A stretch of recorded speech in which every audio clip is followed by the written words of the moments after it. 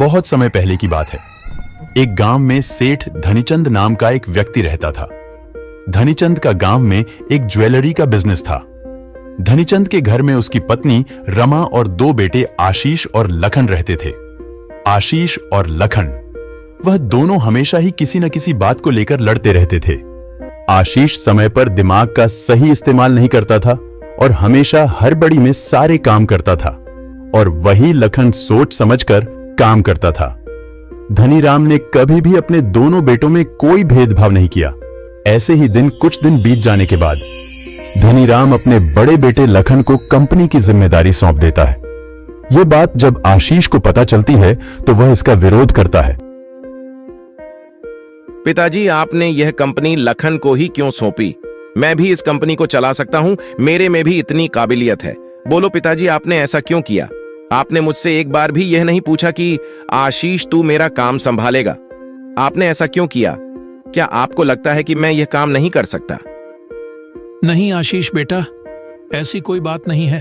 तुम दोनों में से एक न एक को तो यह काम संभालना ही था। मैं अब बूढ़ा हो चुका हूं, तुम दोनों ही मेरे जायदाद के बराबर के हकदार हो। नहीं पिताजी, अब इसका फैसला होकर ही रहेगा। अगर आपको लगता है कि लखन ही इस कंपनी को अच्छे से संभाल सकता है तो चलो लखन और मेरे बीच एक मुकाबला करते हैं। जो इस मुकाबले को जीतेगा वही इस कंपनी का सही हकदार होगा। कैसा मुकाबला बेटा? तुम किस तरह के मुकाबले की बात कर रहे हो? पिताजी, मैं बाजार में फिशकरी का ढाबा लगाऊंगा और लखन, तुम्हें जिस चीज का भी ढाबा लगाना है तुम लगा सकते हो। जो भी इस ढाबे को अच्छी तरह से चला सकेगा वही इस कंपनी को संभालेगा। ठीक है आशीष, अगर तुम यही चाहते हो तो मैं अंडा करी का ढाबा लगाऊंगा। धनीराम को पता था कि लखन थोड़ा शांत स्वभाव का है और वह कोई भी काम सोच विचार के करता है, लेकिन उसका छोटा बेटा आशीष बिना सोचे समझे कोई भी काम कर देता है और उसका परिणाम उसे बाद में भुगतना पड़ता है। इस बात का एहसास दिलाने के लिए ही धनीराम ने बिना बताए लखन को कंपनी सौंप दी थी, ताकि वह आशीष को जीवन में सही निर्णय लेना सिखा सके। इस तरह अगले दिन आशीष बाजार में फिशकरी का ढाबा लगाता है और वहीं दूसरी तरफ लखन अंडा करी का ढाबा लगाता है। थोड़ी ही देर में दोनों की अंडा करी और फिश करी बिकने लग जाती है। लोगों को उनके हाथों की बनी अंडा करी और फिश करी बहुत पसंद आती है। दोनों ही भाइयों ने खाने का मूल्य सामान्य रखा हुआ था। दोनों ही मात्र 30 रुपए में करी बेच रहे थे। लखन का जैसे ही अंडा करी की सेल बढ़ जाती है, लखन अंडा करी का मूल्य 30 रुपए से 35 रुपए कर देता है। अब इससे लखन को पहले से अधिक मुनाफा हो रहा था।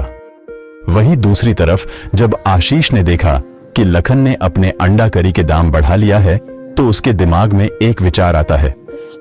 मुझे फिश करी के दाम को थोड़ा घटा देना चाहिए, इससे लखन के सारे ग्राहक मेरे ढाबे पर आ जाएंगे और मुझे ज्यादा मुनाफा होगा। ऐसा सोचकर आशीष फिश करी का दाम 25 रुपए कर देता है।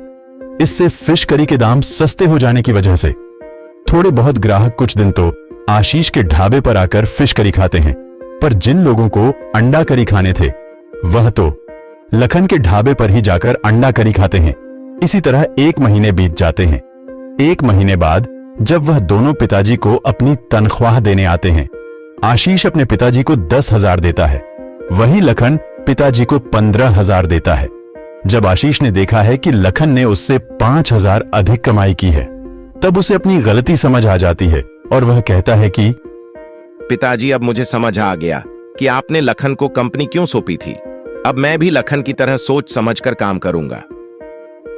हाँ बेटा, यही समझाने के लिए मैंने लखन को यह कंपनी सौंपी थी। मैं तो चाहता हूं कि तुम दोनों भाई मिलजुल कर इस कंपनी को संभालो।